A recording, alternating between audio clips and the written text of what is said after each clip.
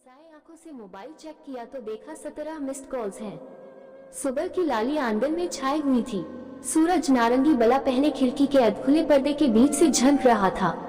मैंने जल्दी से खिड़कियों के पर्दे हटा दिए। मेरे पूरे कमरे में नारंगी छटा बिखर गई थी। सामने शीशे पर सूरज की किरण पड़ने से मेरी आंखें चौंधिया सी गई थी। मिचमिचाए आंखों से मोबाइल दोबारा चेक किया, फिर व्हाट्सएप मैसेज देखे पर अनरीड छोड़कर बाथरूम में चली गई। फिर फ्रेश होकर किचन में जाकर गर्मा गर्म अदरक वाली चाय बनाई और मोबाइल लेकर चाय पीने बैठ गई। ओह, ये 17 मिस्ड कॉल्स किसकी हैं? कॉन्टैक्ट लिस्ट में मेरे पास इसका नाम भी नहीं। सोचा कि कोई जानने वाला होगा, वरना थोड़े ही इतनी बार फोन करता। मैंने उस नंबर पर कॉल बैक किया और उत्सुकतावश सोचने लगी कि शायद मेरी किसी फ्रेंड का होगा। तभी वहां से बड़ी तेज डांटने की आवाज आई। क्या लगा रखा है साक्षी? सारी रात मैंने तुमको कितना फोन किया, तुमने फोन क्यों नहीं उठाया? हम सब कितना परेशान थे। मम्मी पापा तुम्हारी चिंता में रात भर सोए भी नहीं। तुम इतनी बेपरवाह कैसे हो सकती हो? हेलो हेलो, आप कौन? मैं साक्षी नहीं, स्वाति हूँ। शायद रॉन्ग नंबर है, कहकर मैंने फोन काट दिया और कॉलेज जाने के लिए तैयार होने चली गई। आज कॉलेज जल्दी जाना था, कुछ प्रोजेक्ट भी सबमिट करने थे, सो मैंने फोन का ज्यादा सिर दर्द लेना ठीक नहीं समझ।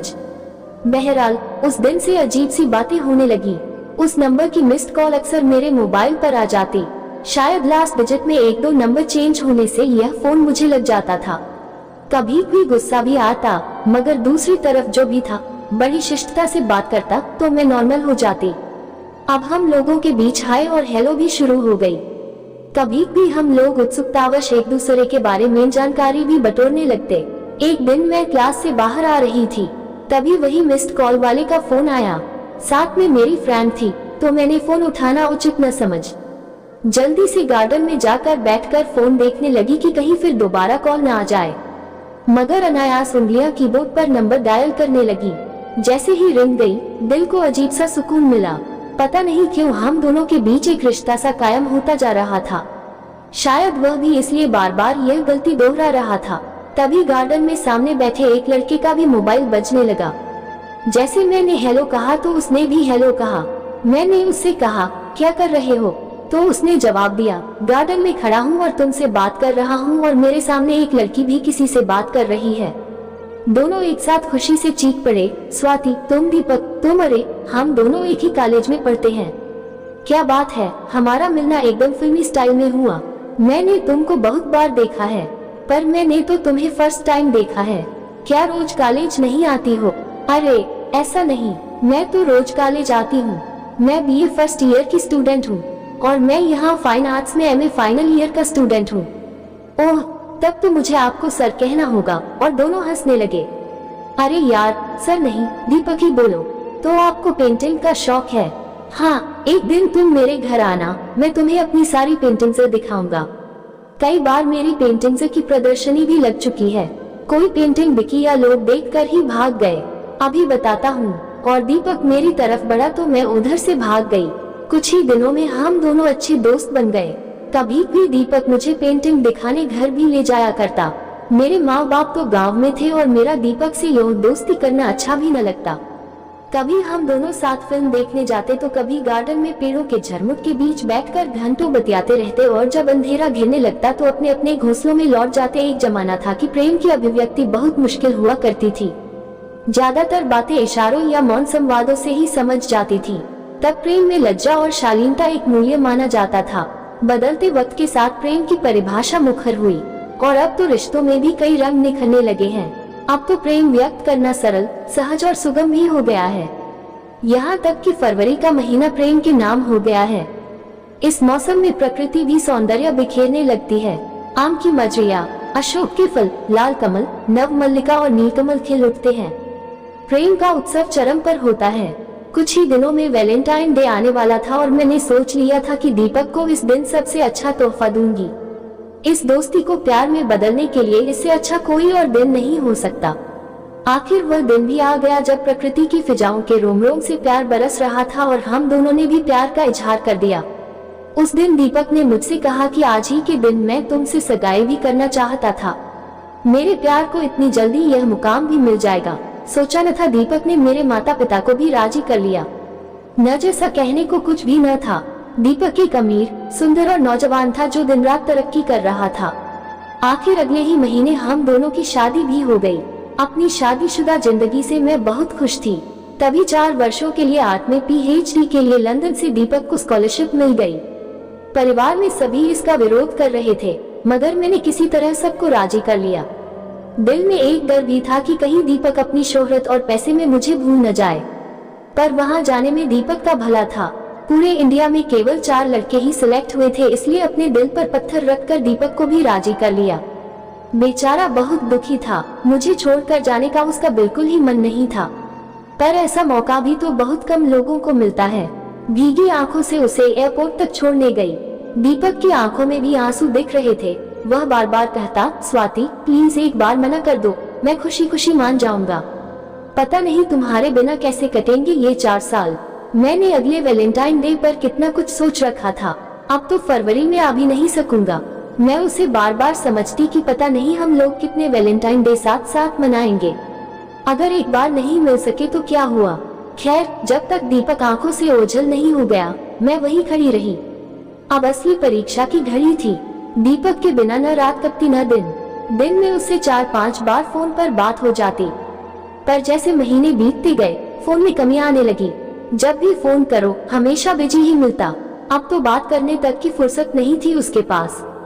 कभी भूले भटके फोन आ भी जाता तो कहता कि तुम लोग क्यों परेशान करते हो, यहाँ बहुत काम है, सिर उठाने तक की फुर्सत नहीं है। घर में सभी समझते कि उसके पास काम का बोझ ज्यादा है, पर मेरा दिल कहीं न कहीं आशंकाओं से घिर जाता। इस तरह महीने बीतते गए। अगले महीने वैलेंटाइन डे था। मैंने सोचा लंदन पहुंचकर दीपक को सरप्राइज दूं। पापा ने मेरे जाने का इंतजाम भी कर दिया। मैंने पापा से कहा कि कोई भी दीपक को कुछ न बताए।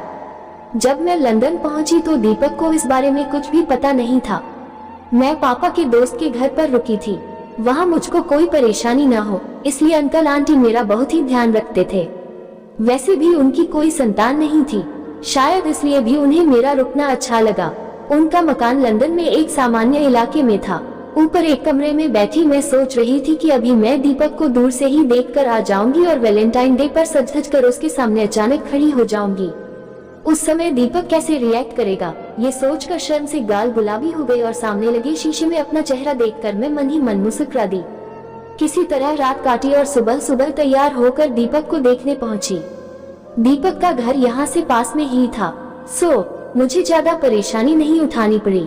सामने से दीपक को मैंने देखा कि वह बड़ी सी बिल्डिंग से बाहर निकला और अपनी छोटी सी गाड़ी में बैठकर चला गया। उस समय मेरा मन कितना व्याकुल था। एक बार तो जी में आया कि दौड़कर गले लग जाऊं और पूछूं कि दीपक तुम इतना क्यों बदल गए। आते समय किए बड़े बड़े वादे चंद महीनों में भुला दिए, पर बड़ी मुश्किल से अपने को रोका। तब से मुझ पर मानो नशा सा छा गया। पूरा दिन बेचैनी से कटा। शाम को मैं फिर दीपक के लौटने के समय उसी जगह पहुंच गई।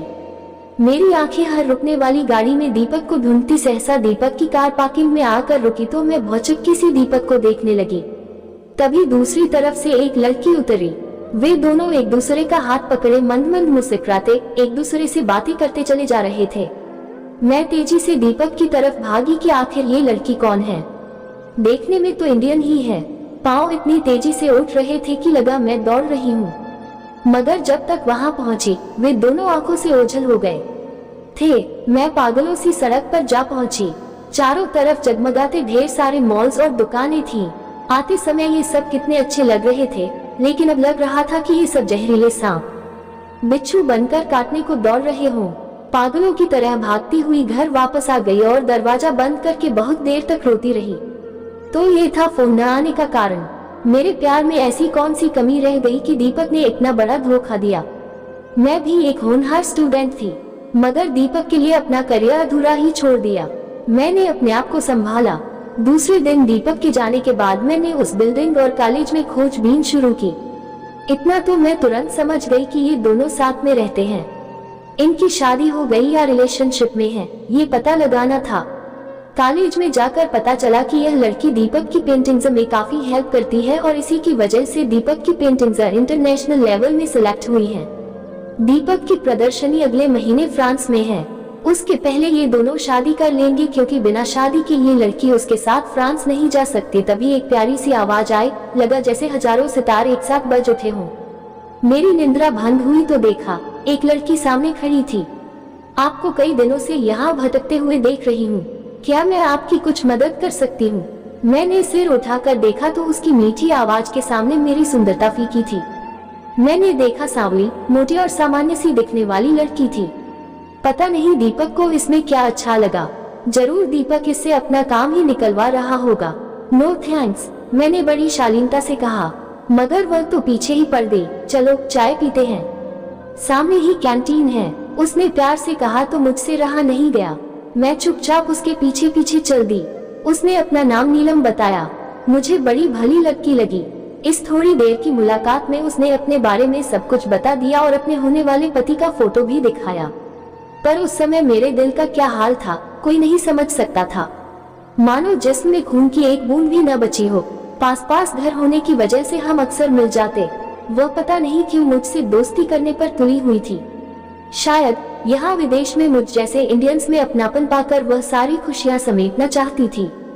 एक दिन मैं दोपहर को अपने कमरे में आराम कर रही थी, तभी दरवाजे की घंटी बजी। मैंने दरवाजा खोला, सामने वह लड़की दीपक के साथ खड़ी थी।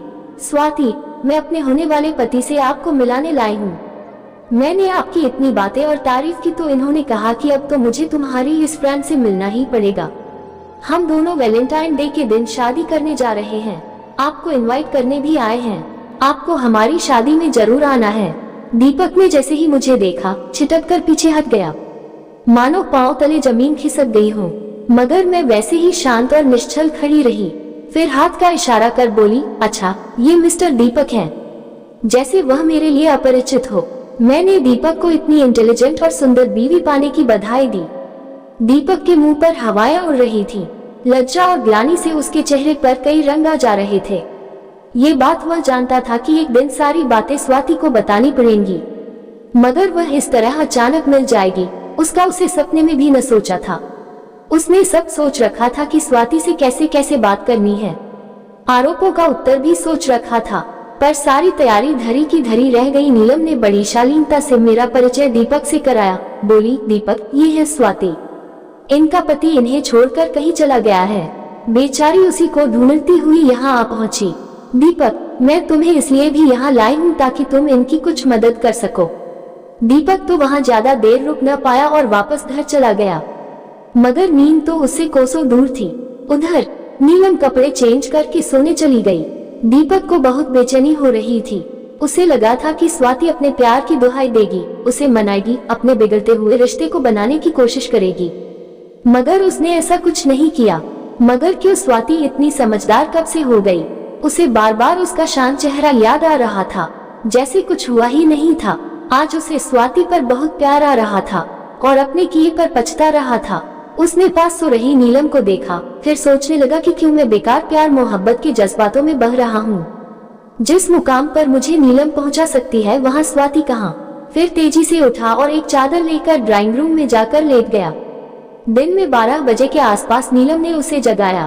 क्या बात है दीपक, तबीयत तो ठीक है, तुम कभी इतनी देर तक सोते नहीं हो। दीपक ने उठते ही घड़ी की तरफ देखा, घड़ी 12 बजा रही थी। वह तुरंत उठा और जूते पहनकर बाहर निकल पड़ा। नीलम बोली, अरे कहाँ जा रहे हो? प्रोफेसर साहब का रात में फोन आया था, उन्हीं से मिलने जा रहा हूँ। दीपक सारे दिन बेचैन रहा। स्वाति उसकी आंखों के आगे घूमती रही, उसकी बातें कानों में गूंजती रही। उसी के प्यार में वह यहाँ आई थी। स्वाति ने यहाँ पर कितनी तकलीफें झेली होंगी, मुझे कोई परेशानी न हो इसलिए उसने अपने आने तक का मैसेज भी नहीं दिया। क्या वह मुझे कभी माफ कर पाएगी? मन में उठते सवालों के साथ दीपक स्वाति के घर पहुंचा, मगर दरवाजा आंटी ने खोला। दीपक ने डरते हुए पूछा, स्वाति कहाँ है? आंटी बोली, वह तो कल रात 8 बजे की फ्लाइट से इंडिया वापस चली गई। तुम कौन हो? मैं दीपक हूँ, नीलम का होने वाला पति। स्वाति नीलम के लिए एक पैकेट छोड़ गई है, कह रही थी कि जब भी नीलम आए उसे दे देना। दीपक ने कहा, वह पैकेट मुझे दे दीजिए, मैं नीलम को जरूर दे दूंगा। दीपक ने वह पैकेट लिया और सामने बने पार्क में बैठकर कांपते हाथों से पैकेट खोला। उसमें उसके और स्वाति के प्यार की निशानियां थीं, उन दोनों की शादी की तस्वीरें। वह फोन जिसने उन दोनों को मिलाया था, सिंदूर की डब्बी और एक पीली साड़ी थी। उसमें एक छोटा सा पत्र भी था जिसमें लिखा था कि 2 दिनों बाद वैलेंटाइन डे है। ये मेरे प्यार की निशानियां हैं जिनके अब मेरे लिए कोई माने नहीं है। तुम दोनों वैलेंटाइन डे के दिन ही नदी में जाकर मेरे प्यार का विसर्जन कर देना। आगे की कहानी सुनने के लिए मैसेज जरूर करें। धन्यवाद।